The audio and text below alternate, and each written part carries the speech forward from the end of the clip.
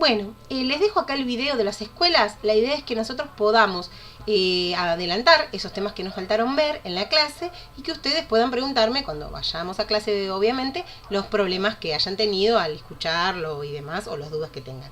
Yo les dejo las escuelas que no llegamos a ver y les dejo al final una tarea que tienen que hacer para el jueves de a 2 personas que luego me la van a enviar por mail. El mail al que lo tienen que enviar se los doy el lunes en clase. Bueno, nos vemos. Espero que comprendan. Bueno, comenzamos con la clase que no pudimos terminarla otra vez. Vamos a ver las distintas escuelas, las escuelas que nos faltaron ver. Nosotros hasta ahora vimos Taylor y vimos Fayol y un poquito de Mayo. O sea, vimos esas 3 escuelas. Y ahora quisiera darles las escuelas que nos faltan porque es interesante que ya las tengamos terminadas en la clase. Obviamente ustedes si tienen dudas me pueden preguntar en cualquiera de las clases sobre ellas. Pero vamos a comenzar a... a verlas por acá, si ustedes en cuanto tienen un momentito pueden ver esas clases que perdimos, ¿no? Serían esas 2 clases en las que yo no pude ir, estarían completas con este tema, con esta información.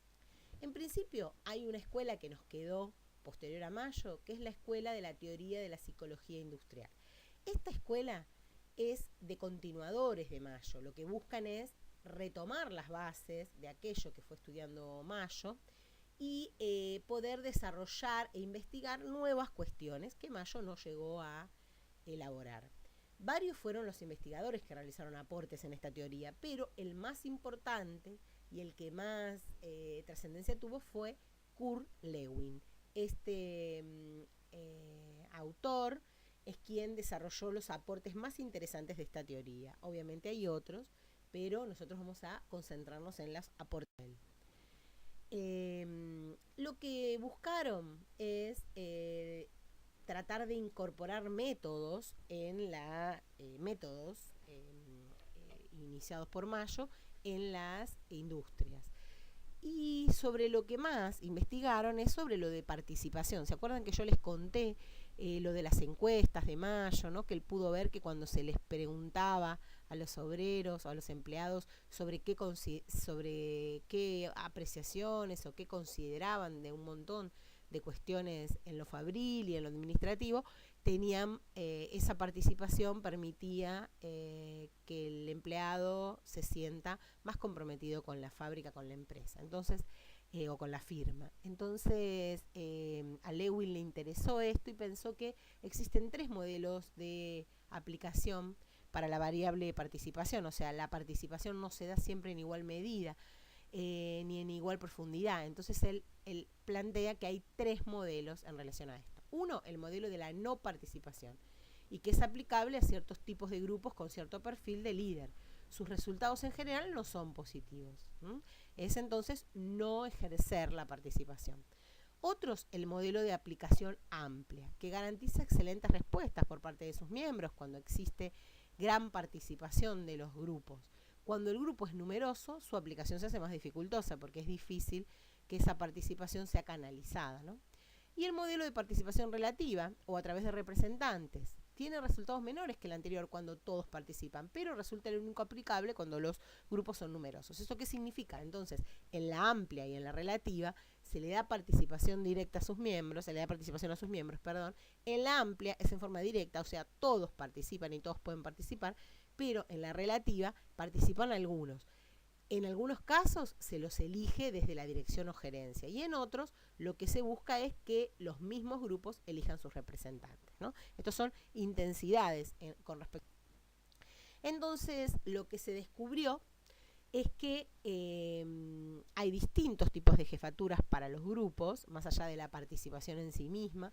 Los grupos tienen actitudes y generan líderes, y esos líderes que van en realidad acordes a los grupos pueden ser pueden tener estas características. En principio puede haber un jefe autoritario que no mantiene trato amistoso, sino que se aleja del grupo, ordena con órdenes firmes sin permitir la participación de sus miembros. Entonces este tipo de líder va asociado al modelo de no participación. Entonces cuando en un grupo existen líderes que son autoritarios o jefes que son autoritarios, lo que sucede es que el grupo no participa.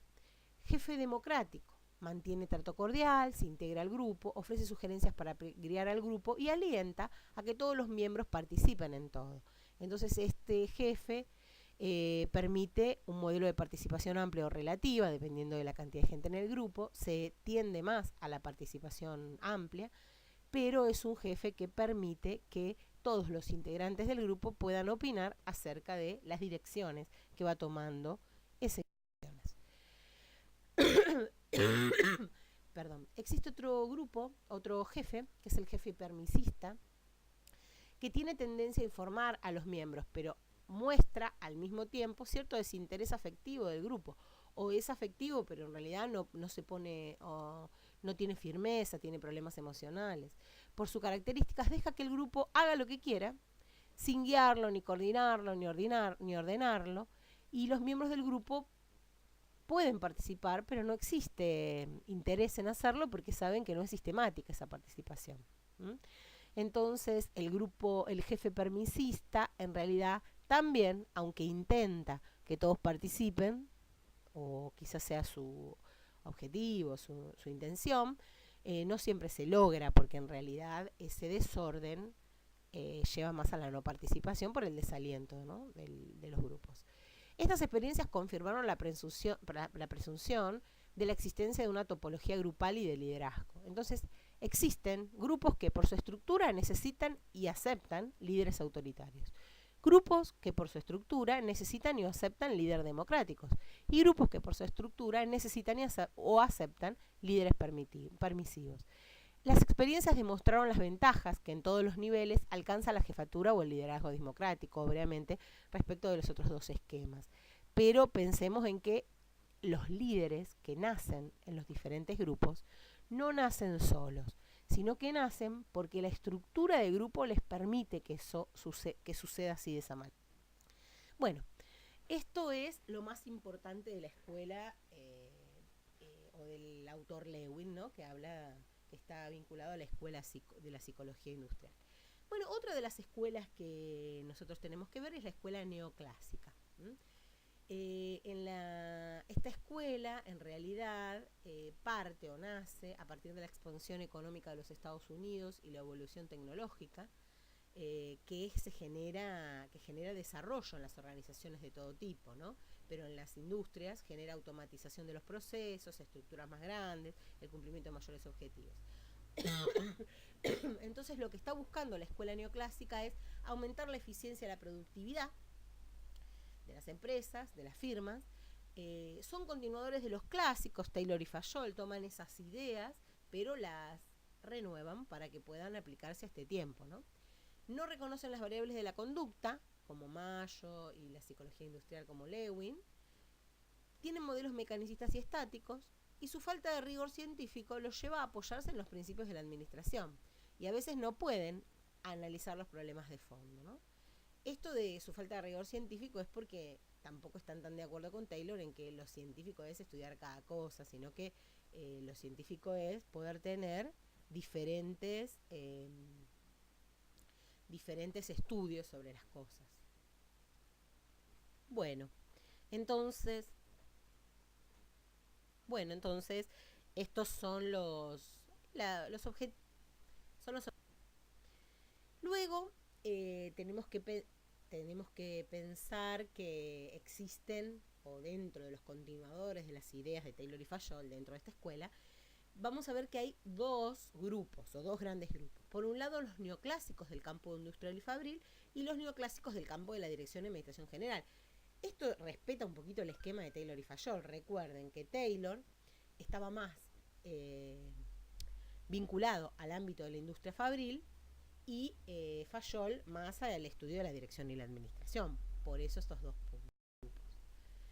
Vamos a hablar primero de los neoclásicos del campo industrial y fabril. Bueno, insistieron en los principios de lograr la máxima eficiencia industrial a través de 4 grupos esenciales: principios de coordinación, como decía Taylor; principios de escalonamiento, que eso es una clara estructura de acuerdo a las jerarquías y y labores, o sea que por un lado había una autoridad y una jefatura que debe estar delimitada mirando específicamente lo que hace el obrero. El principio de escalonamiento es que está muy estructurado quién es el jefe, quién tiene el cargo, quién tiene la dirección. Los principios funcionales con tareas separadas de acuerdo a su especialización, ¿no? Y los principios de relación plana, mayor línea, donde la línea significa autoridad, y la plana mayor asesoramiento. Es una función unificada, o sea, el asesoramiento y la autoridad están ligadas para mejorar su eficiencia. Entonces construyen así una enunciación de principios cuyas hipótesis no son totalmente comprobadas, porque en realidad esta enunciación de principios no fueron tan aplicadas, y en realidad es confusa su enumeración, ¿no? Como lo vimos ahí, ¿no? Como lo plantean. Entonces, esta es su principal. Por otro lado, los neoclásicos del campo de la dirección y administración aplicaron métodos e incentivos al desarrollo y desarrollaron instrumentos y técnicas para programar las tareas productivas. En realidad sus principales aportes se encuentran en el campo de la industria, de la ingeniería industrial, fundamentalmente, y a veces su aplicabilidad se extiende a otras áreas de la empresa, ¿no? No es solo para la parte fabril, pero es esencialmente para esa parte, para la industrial. Dentro de este grupo no debe omitirse que está Henry Ford, ¿no? Ford, la fábrica de Ford, que no era investigador, sino que era un empresario, un industrial, pero que desarrolló el concepto de producción en serie siguiendo estas ideas, siguiendo las ideas neoclásicas, inspiradas en las clásicas, ¿no? Él hizo una adaptación de eso y le fue muy bien en cuanto a su modo de producir. Entonces desarrolló el concepto de producción en serie, lo aplicó en su fábrica de automóvil, trasladando a ello un esquema de trabajo similar al que se usaba en los mataderos de Chicago, y la importancia de su generalización fue clave para viabilizar una producción masiva que hiciera frente a las crecientes necesidades de mercados en expansión. Entonces le permitió que esa expansión de mercado pudiera ser cubierta por su producción teniendo ese sistema. Bueno, otra de las escuelas que a veces requiere mayor complejidad por su interpretación, por cómo vemos el tema del Estado, en la que me voy a detener bastante a explicar, es la escuela burocrática o el modelo burocrático, ¿no? Y que en realidad es un modelo de control social que proviene de la sociología, ¿no? Weber, recuerdan, era el autor de esta corriente.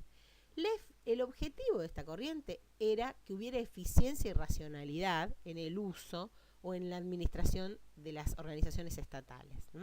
Y las características que podemos mencionar en términos generales de este modelo es que tiene siempre una estructura jerárquica, es inflexible, es interpersonal y es altamente centralizada. Las decisiones se toman en un lugar determinado y a partir de mecanismos determinados. Entonces, vamos a ver un poquito el desarrollo de este modelo para que ustedes lo puedan comprender bien. Cualquier cosita me lo preguntan en la clase. Bueno, Weber postula a la burocracia como la forma de organización emergente de un tipo de dominación que él llama legal, en principio que legitima la obediencia que es ley. O sea, en realidad él dice que la obediencia debe darse porque existe una reglamentación a la que tenemos que obedecer. No es una persona, no es un estilo, sino que efectivamente es un principio legal. Se trata más bien de un proceso de burocratización que penetra en las diferentes esferas de la vida social. Hay una superioridad técnica en este tipo de organización que explica su difusión. Y no se limita solo a organizaciones públicas, sino que también a diferentes organizaciones típicamente. Bueno, plantea que existen 3 tipos de liderazgo, un poquito lo vimos con Lewin, ¿sí? Pero acá el liderazgo está orientado a otra cosa, fíjense que no está el permisivo,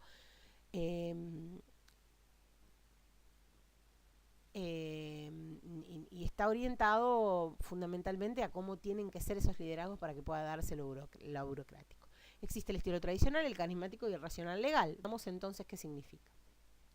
Tradicional estaría conformado por el sistema de autoridad donde la aceptación de los súbditos se verifica por la tradición, por influencia de las subculturas. Las órdenes se aceptan por considerarse justificadas en la tradición. Siempre ha sido y debe ser así. Entonces, hay un sistema, como el sistema de las monarquías o el sistema del catolicismo, en donde existe una tradición muy arraigada en sus grupos. Entonces a partir de este esquema de liderazgo, se le permite o se decide que ese grupo, esa persona, de esa manera, ejerce autoridad sobre él. Otra de las formas de liderazgo es la carismática. Se aceptan las órdenes de un superior por la influencia de su personalidad, con quien los súbditos se identifican o lo reconocen como tal. Entonces esto es por qué se acepta, porque en realidad tengo empatía con él.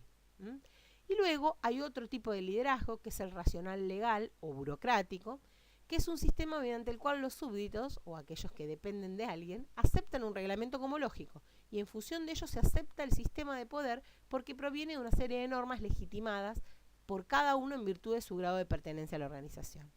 Entonces Weber dice que en las organizaciones estatales uno no puede, obviamente en los estados modernos, uno no puede obedecer, siendo empleado, siendo integrante de la organización, a alguien de forma tradicional, ni tampoco en forma carismática, que lo debe ser a partir de la racionalidad que tiene que tener las acciones y las reglas en esa organización. Por lo tanto, se decide por este último, por el estilo de liderazgo que tiene que ser racional legal, sobre el cual desarrolla su modelo, aunque no descarta aplicaciones combinadas según el tipo y las características de la organización. Pero básicamente el corazón de la burocracia va a estar dado por un tipo de liderazgo. Bueno, las principales características del modelo de Weber.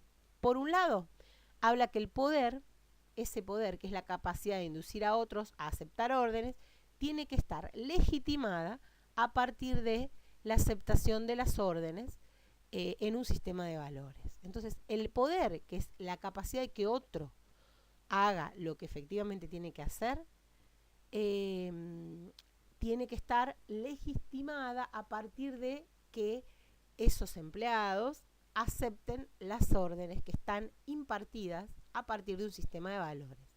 Y la autoridad es la suma del poder y la legitimación. Digamos, ¿quién tiene autoridad?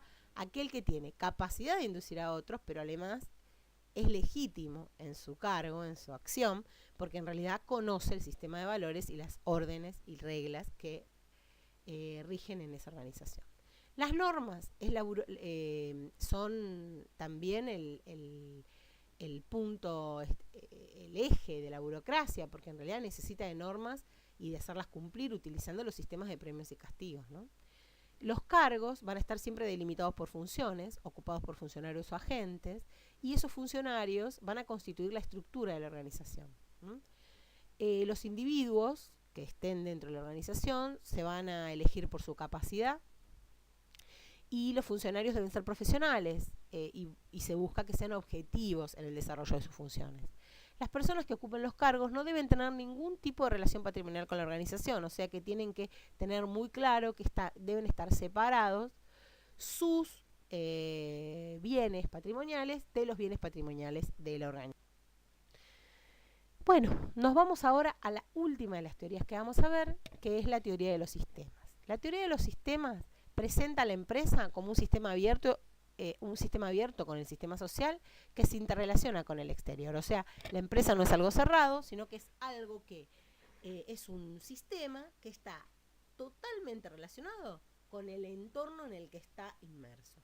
Presenta un nuevo marco metodológico, la teoría de los sistemas, que incide en tres conceptos básicos que son el tema de la globalidad, el tema de la interdependencia y el tema de la jerarquía, ¿no? Sobre estos va a actuar, los va a cuestionar. Bueno, en principio, cuando pensamos a la organización como un sistema, es que estamos pensando en que el sistema es un todo unitario organizado compuesto por dos o más partes. ¿Qué es un sistema? Es un todo organizado que está compuesto por dos o más partes y esas partes son componentes o subsistemas interdependientes que están delimitados por límites identificables de su medio o de su suprasistema. O sea que es un conjunto de partes, ¿sí? Un conjunto de partes interdependientes que están separados de su miembro, de su medio, pero no están no relacionados, ¿sí? Siempre está relacionado. Entonces hablamos, por ejemplo, en este esquema, de un sistema el sistema de transformación que tiene la empresa, por eso vemos ese redondel naranja, vemos que los insumos que vienen del exterior, del medio ambiente, ingresan en el sistema de transformación de la empresa y salen al medio nuevamente como un producto. Entonces, esos insumos que ingresan a la organización, pueden ser materiales, energía, información, se transforman en ese sistema de transformación y salen hacia el medio ambiente nuevamente como un producto. Por lo tanto, fíjense que la relación entre el medio ambiente está muy presente. Entonces, si miramos hacia adentro de la empresa o dentro de la organización, encontramos que dentro también dentro de ese sistema hay un montón de subsistemas, según esta teoría, ¿no? Está el subsistema comercial, el subsistema de operaciones, el subsistema de recursos humanos, el subsistema de dirección y gestión, el subsistema financiero. Y todo esto está relacionado, fíjense, porque cuando vemos bienes y servicios, está relacionado con el subsistema de operaciones y con el subsistema comercial. Y también está relacionado con el afuera, porque van hacia afuera esos bienes y servicios y se toman del afuera. Y esto está relacionado con el subsistema de recursos humanos, porque el subsistema de recursos humanos permite que personal modifique esos bienes y servicios. Bueno, y así sucesivamente, ¿no? Esto es el tema de cómo los subsistemas que están presentes en las empresas se consideran dentro de ese sistema empresarial, de ese sistema organizacional. Bueno, fíjense, acá lo podemos estructurar distinto, ¿no? El subsistema administrativo, que es en realidad una parte de esos subsistemas que vimos antes, uno de los subsistemas, tiene adentro también otro subsistema, el subsistema técnico, el de metas y valores, el psicosocial y el estructural, ¿no? Fíjense que cada parte de la organización o cada subsistema de la organización adentro tiene otros subsistemas. Por eso habla de que el sistema es la suma de todos esos subsistemas, y entonces esto hace a la organización. Fíjense, cuando habla del subsistema de metas y valores, está hablando fundamentalmente sobre las metas sociales impuestas a la organización y las metas propias de la organización y los objetivos de los miembros que la integran. Cuando habla del subsistema técnico, habla de la tecnología y de los conocimientos necesarios para el desarrollo de ciertas tareas o actividades. Y cuando habla del sistema estructural, está hablando de la estructura como el patrón establecido de las relaciones entre los componentes o partes de una organización. Entonces, es importante tener presente que cada subsistema está relacionado con otros subsistemas y la suma de todos estos subsistemas conforman el sistema organización, ¿sí? En esta teoría se concibe a la organización como un sistema de sistemas abiertos, es decir, que se puede analizar la totalidad a partir del análisis de las partes que la componen en relación con su entorno. No se puede concebir ninguna organización que se desarrolle aislada de su entorno, y las situaciones de fracaso de las organizaciones son generalmente provocadas por su aislamiento.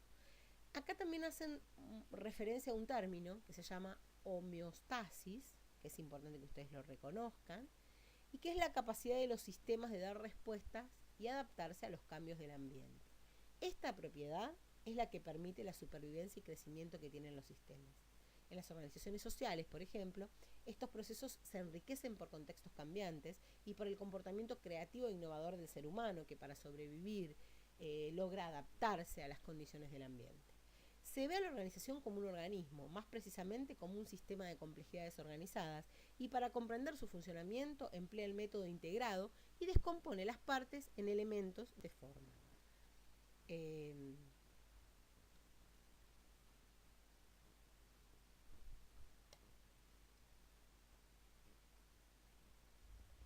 En partes de sistemas, en una parte que tiene que ver con los sistemas y otra parte con los subsistemas. Entonces los relaciona y los estudia separadamente para luego integrarlos. Bueno, si hablamos sobre los aportes y las críticas que tiene este modelo, por un lado, como aporte, es una organización como un todo, un aporte es que vea la organización como un todo sin discriminar las partes, ¿no? Aunque estudie partes, la ve como un todo, la entiende integrada, la entiende relacionada. Es un modelo general de la organización, no solo de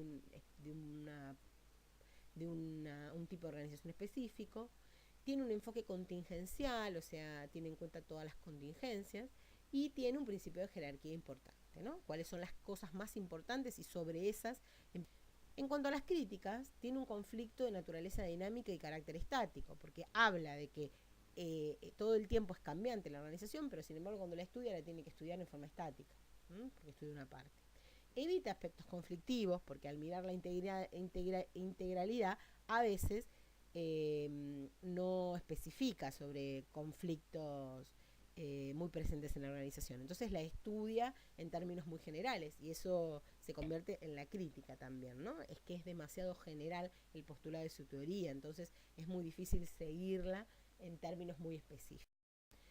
Fíjense que esto aquí estaríamos culminando. Las escuelas son simples, si ustedes las leen en el texto van a ver que aparecen muy simple explicadas y aparte ustedes me pueden preguntar todas las veces que quieran sobre las diferentes escuelas y el lunes también lo podemos ver.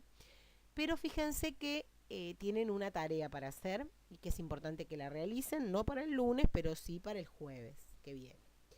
Por un lado, lo primero que hay que hacer es tratar de desarrollar este cuadro que ustedes ven acá.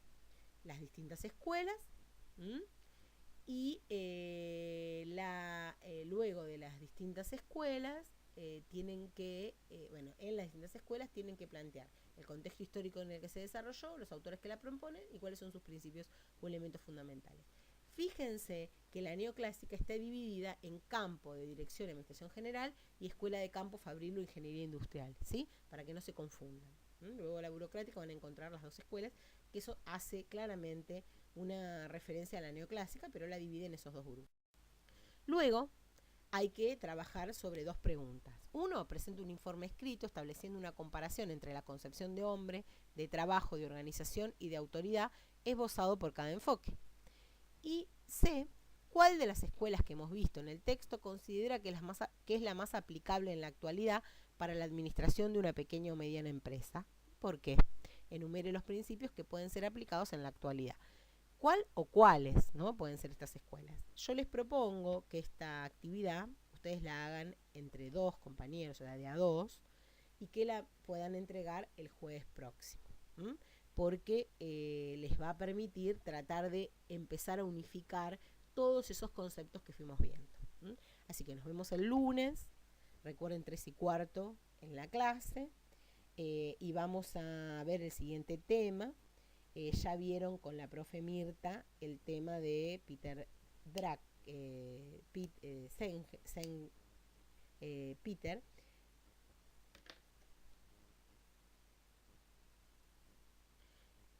Ya vieron con la profe Senge, Peter Senge, y pueden hacer consultas sobre eso y vamos a seguir con el siguiente texto que todavía no hemos visto, que es el de Chiavenato, Medio Ambiente Organizacional.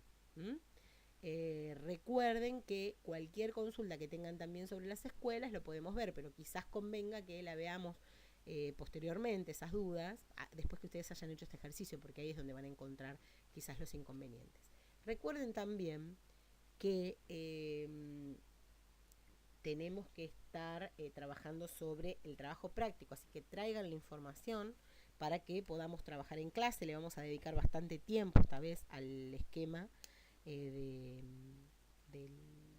trabajo práctico, porque es un momento en que ustedes ya tienen que ir avanzando. Y para hacer este trabajo práctico de las escuelas pueden utilizar el texto que compraron en la unidad, ¿no? Pueden utilizar también obviamente el texto que tienen escrito por mí, Graciela Cuello, y también pueden hacerlo a través de otras investigaciones que ustedes puedan realizar. Lo importante es que no copien, obviamente, del texto, y lo que yo les voy a pedir es que ustedes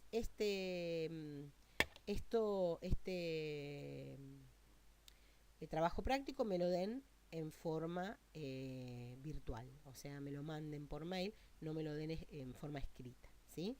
Sino que me lo manden por mail a un mail que el lunes le voy a dar. Bueno, nos vemos el lunes, espero que nos podamos ver, así que 3:15 de la tarde los espero en la clase. Hasta luego.